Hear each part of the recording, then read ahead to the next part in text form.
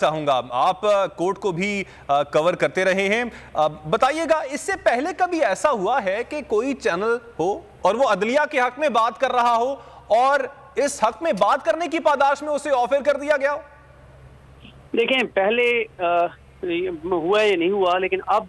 ये जरूर हो रहा है कि बोल के अलावा कोई उस तरह से अदलिया के साथ नहीं खड़ा। तमाम चैनल, तकरीबन तमाम चैनल वो मैनेज कर लिए गए हैं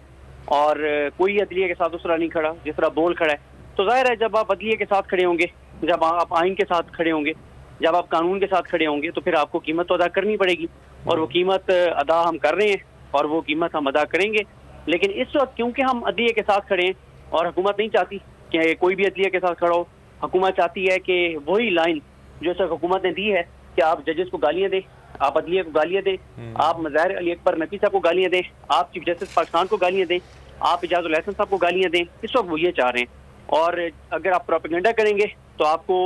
बहुत कुछ मिलेगा। लेकिन अगर आप जो है वो अदलिया के साथ खड़े होंगे तो उसकी आपको कीमत चुकानी पड़ेगी और वही हमारे साथ हो रहा है।